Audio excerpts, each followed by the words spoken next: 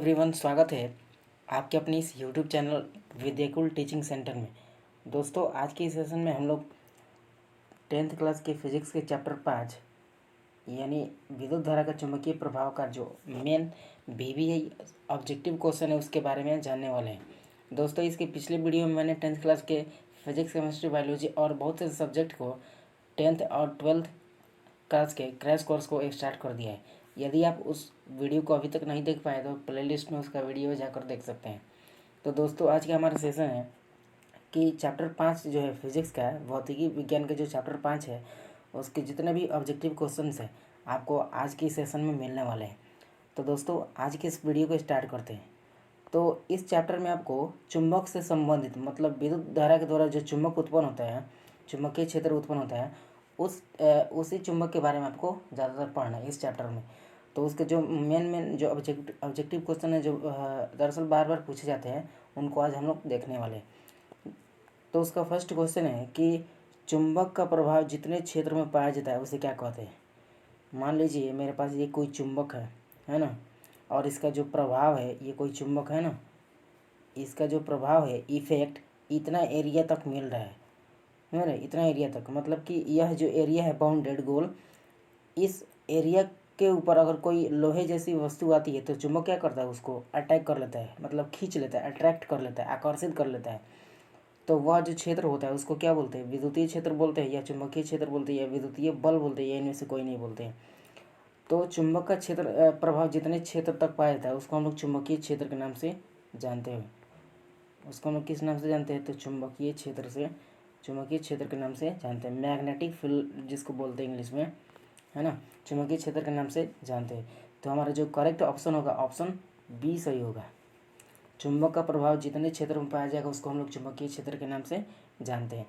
अगला क्वेश्चन है कि चुंबक के सजातीय ध्रुव एक दूसरे को करते हैं। सजातीय ध्रुव का मतलब समान ध्रुव, समझ रहे ना। चुंबक में दो ध्रुव होता है। मान लेते हैं ये कोई चुंबक है ना, तो इसका दो ध्रुव होता है, नॉर्थ ध्रुव होता है और साउथ ध्रुव होता है ना। नॉर्थ मतलब उत्तर ध्रुव और एस मतलब दक्षिणी ध्रुव, साउथ ध्रुव होता है। तो करेक्ट क्वेश्चन कि चुंबक के सजातीय ध्रुव का मतलब समान ध्रुव। सपोज डेट कि मेरे पास दो चुंबक है ना, तो इसका भी जो मतलब ध्रुव होगा एन और एस ही होगा, है ना। ठीक है कि सजातीय ध्रुव का मतलब समान ध्रुव, मतलब एन और एन होना चाहिए, नहीं तो एस और एस होना चाहिए। तो इन दो ध्रुवों के बीच क्या होता है, तो आकर्षण नहीं होता है बल्कि प्रतिकर्षण होता है। मतलब यह अगर एन वाले ध्रुव के पास इस एन वाले ध्रुव को इस एन के ध्रुव के पास सटाया जाएगा ना, तो ये क्या होगा, तो उससे दूर भागेगा, वह आकर्षण नहीं होगा, जिसको हम लोग बोलते हैं प्रतिकर्षण होना। तो याद रखिएगा कि अगर ध्रुव समान रहेगा तो प्रतिकर्षण होगा, और अगर ध्रुव अलग अलग रहेगा या तो एन एस होगा, एन से होना चाहिए ना, नहीं तो इसका एस और इसके एन से क्या मैच होना चाहिए, तभी क्या होगा, ये आकर्षण होगा, है ना, अट्रैक्टिव होगा, नहीं तो अट्रैक्टिव होगा, जिसको प्रतिकर्षण बोलते हैं। तो हमारा जो करेक्ट ऑप्शन जा रहा है ऑप्शन बी सही है, प्रतिकर्षण होगा। चुंबक के सजातीय ध्रुव एक दूसरे के क्या करते हैं, तो ढकेलते हैं, धक्का देते हैं, जिसको हम लोग प्रतिकर्षण बोलते हैं। अगला क्वेश्चन है चुंबक में कितने ध्रुव पाए जाते हैं। तो चुंबक अभी जो मैंने बनाया था इस तरह से, तो पहला चुंबक का ध्रुव जो एन था यानी नॉर्थ, है ना, दूसरा एस था मतलब साउथ था। तो देख सकते हैं कि कितने ध्रुव है, इसमें दो ध्रुव हैं। तो चुंबक में हमेशा दो ही ध्रुव होते हैं ना, इसलिए हमारा ऑप्शन ए सही हो जाएगा। चुंबक में ध्रुवों की संख्या दो होती है, दक्षिणी ध्रुव और उत्तरी ध्रुव होता है। नेक्स्ट क्वेश्चन है 4 नंबर कि निम्न में से कौन चुंबकीय पदार्थ है। चुंबकीय पदार्थ का मतलब जो लोहे जैसी वस्तु को आकर्षित कर लेता है, या किसी वस्तु को जब वो आकर्षित करेगा तो चुंबकीय पदार्थ ये होगा, है ना। कोबाल्ट दिया है, निकल दिया है, मिश्र धातु दिया है, इनमें सभी दिया है। तो ये सब के सब क्या होते हैं, चुंबकीय पदार्थ होते हैं, जो कि चुंबक के द्वारा इन सबको हम लोग क्या कर सकते हैं, आकर्षित कर सकते हैं। तो ये हमारा ऑप्शन डी सही हो जाएगा। इनमें सभी के सभी क्या है, चुंबकीय पदार्थ है। अगला क्वेश्चन है 5 नंबर कि चुंबक और उसके प्रभाव का अध्ययन करने के लिए किसका इस्तेमाल किया जाता है। चुंबक और चुंबक के जो प्रभाव होते हैं उसको स्टडी करने के लिए किसका इस्तेमाल करते हैं। लेंस का इस्तेमाल करते हैं, या चुंबक का इस्तेमाल करते हैं, या कंपास सुई का इस्तेमाल करते हैं, या इनमें से कोई नहीं। तो लेंस का तो इस्तेमाल होता ही नहीं है। चुंबक का इस्तेमाल, चुंबक और उसके प्रभाव को इस्तेमाल करना है। तो उसको उसका जो भी मतलब प्रभाव होता है उसको स्टडी करने के लिए उसकी जानकारी को प्राप्त करने के लिए हम लोग कंपास का यूज़ करते हैं, कंपास सुई का इस्तेमाल करते हैं, है ना। तो हमारा ऑप्शन सी सही हो जाएगा। चुंबक और उसके प्रभाव को स्टडी करने के लिए किसका इस्तेमाल करते हैं, तो कंपास सुई का इस्तेमाल करते हैं। दोस्तों यदि आप इस चैनल पर नए हो तो चैनल को ज़रूर सब्सक्राइब कीजिएगा, ताकि इस तरह का वीडियो आपको हमेशा मिलता रहे। चलते हैं नेक्स्ट क्वेश्चन पर। 6 नंबर क्वेश्चन है कि विद्युत चुम्बकीय प्रेरण की खोज किसने की। विद्युत चुम्बकीय जो प्रेरण है इसकी खोज किसने की। एम्पियर ने तो नहीं किए थे, फ्लेमिंग ने नहीं किए थे, फैराडे ने किए थे। विद्युत चुम्बकीय प्रेरण की खोज किसने की थी, तो फैराडे ने की थी। ऑप्शन सी सही हो जाएगा। अगला क्वेश्चन है 7 नंबर कि विद्युत धारा उत्पन्न करने की युक्ति को क्या कहते हैं। मतलब जिस युक्ति के द्वारा विद्युत धारा इलेक्ट्रिक करंट उत्पन्न होती है उस युक्ति को क्या कहते हैं, मोटर कहते हैं, या विद्युत जनरेटर, या गैल्वेनोमीटर, या वोल्टमीटर कहते हैं। तो जिस यंत्र के द्वारा विद्युत ऊर्जा उत्पन्न की जाती है उसको हम लोग जनरेटर बोलते हैं, विद्युत जनरेटर, जनरेटर जिसको बोलते हैं हम लोग, है ना। ऑप्शन बी सही हो जाएगा। विद्युत जनरेटर के द्वारा क्या करते हैं कि विद्युत धारा को उत्पन्न करते हैं। अब कह रहा है कि लघुपथन के समय परिपथ में प्रतिरोध का मान क्या होता है। लघुपथन का मतलब समझ लीजिए पहले। लघुपथन का मतलब कि जैसे सपोज कि किसी तार पर, मतलब किसी पोल पर 3 वायर गया हो ऐसे, और कभी आंधी तूफान में क्या होता है कि तार जो तीनों होता है लूज होता है ना।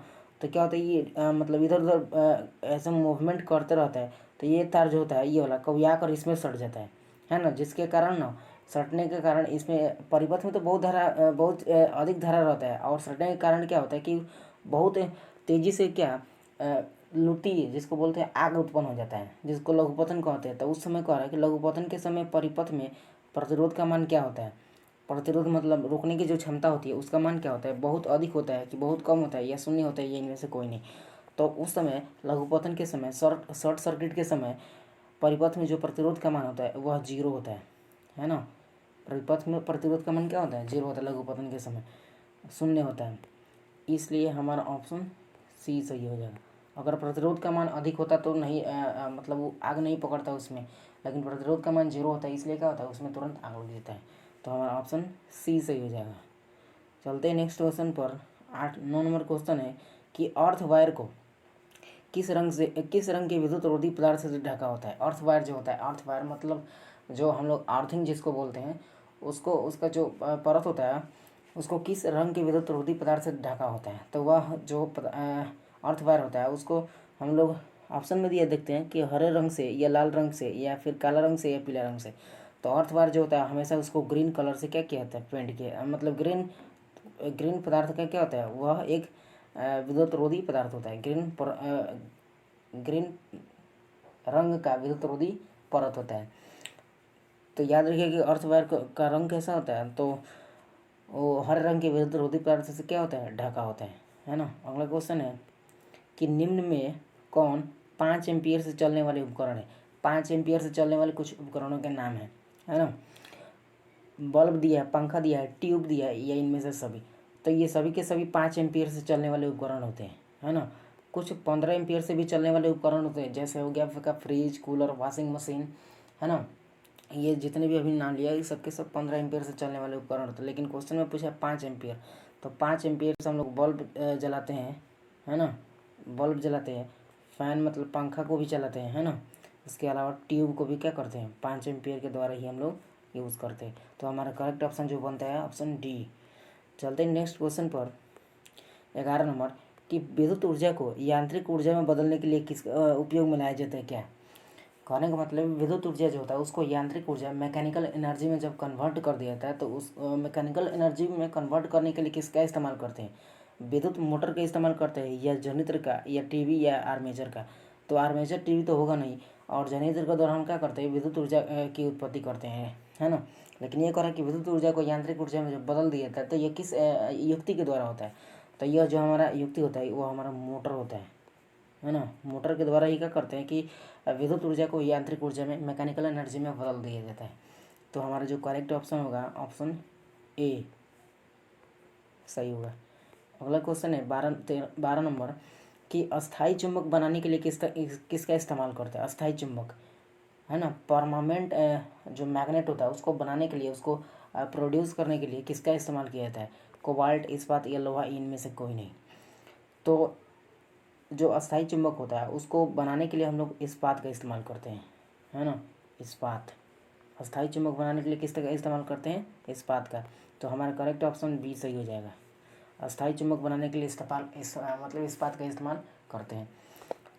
अगला क्वेश्चन है क्वेश्चन नंबर 13, कह रहा है कि चुंबकीय क्षेत्र रेखा एक दूसरे को क्या करती है?